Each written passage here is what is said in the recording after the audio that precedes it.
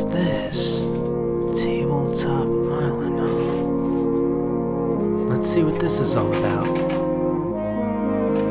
Welcome to Tabletop Island. I'm Bernardo, your host, and today we're going to be talking about the top 5 vintage board games I want to play during this October month. It's really tricky, but these games are a lot more fast-paced and a lot easier for me to get to the table because the game nights I have, I try to get as many games as I can possible since they don't happen very often during, obviously, with quarantine and everything going on. But without further ado, let's start with number 5, Mystic Skull. That game is one I've had for a little while now. I'm missing a few tokens. I plan on just scanning them and cutting them out, putting them on a really nice card stock, calling it a day, because it really doesn't matter, honestly. That's the least important part of the game. I have absolutely everything else. I may be missing a few pins. I'll have to recount that, but that's also an easy thing to replace. But the game is super unique. You have kind of the skull that moves around the board, and there's a magnet that catches it, and wherever it stops is where you kind of follow whatever it says on the board itself. Again, I'm not too familiar with all the rules because I haven't really gotten it to the table, and with missing those pieces, I really just haven't dived much into it, but it's super cool because when you take the little kind of bone piece where you stir up the cauldron, it moves around this piece at the bottom of the board, which moves the magnet, which means the skull's going to dangle over a different spot each time, or so you hope. But it's a game I've definitely been out on the lookout for, especially since Matt Wilkins kind of talked about it a little bit. I hadn't known it prior. But yeah, number 5, Mystic Skull. Number 4 is Escape of the Mad Mummy, or Escape from the Mad Mummy.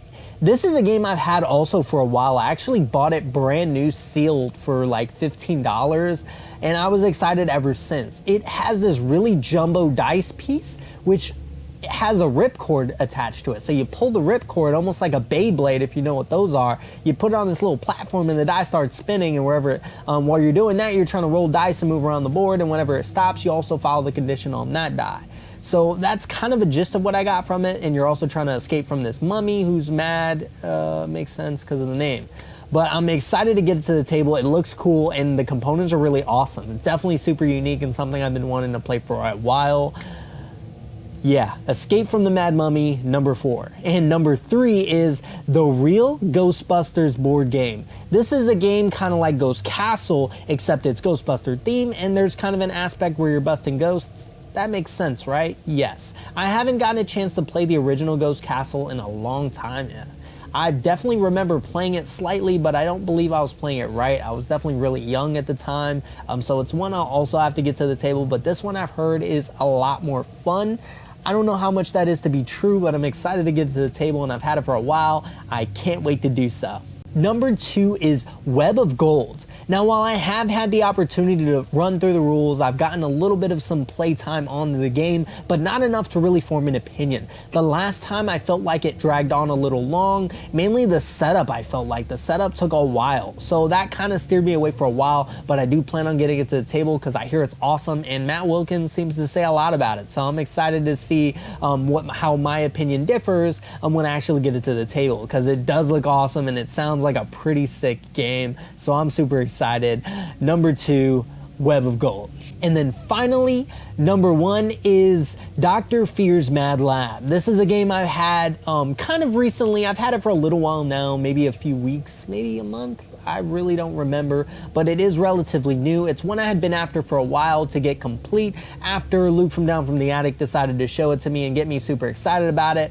I recently saw that someone did a review on it. I'm still not too sure on it. I definitely want to form my own opinion. I'm not too sure what to think of the game, but it has really awesome components and it looks really cool. It has amazing table presence, and I'm excited to get it through. You're essentially trying to kind of do these almost mini games before Frankenstein kind of slides down this little rail mechanism. It's all mechanical, where he kind of slides down, and you want to do it before he gets to you. That's kind of like the built-in timer of the game, which is a cool component. There's a bunch of little mini games again, but I don't know too much about it. I definitely need to get it to the table to really form an opinion. But that's honestly it for you guys. Are there any vintage board games that you really enjoy that are horror, or games that you really saw here or just know in general that you really want to get to the table? Leave it a comment. Let me know. I definitely want to hear it. Are there any games that you see here that you want me to hurry up and get to the table so I can review?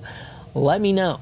But that's honestly all I have for you guys today. As I've mentioned before, every day for this entire month I'll be releasing a new video, whether it's a bonus review, a how-to, or maybe even just a ghost story. I'll be keeping the theme and we'll be having a whole lot of fun. I hope you guys are enjoying it so far. Now, if you are interested in notifications, there's a bell up there somewhere. Please like, comment, subscribe. I appreciate any feedback. I'm trying to make these videos more and more outrageous, and with your guys' help, I have been doing so. As for the regular schedule, we have Monday, regular board game reviews, Wednesday, weekly update / talks, and then on Fridays, my vintage board game reviews. That is all I have for you guys today. I'll see you guys next time.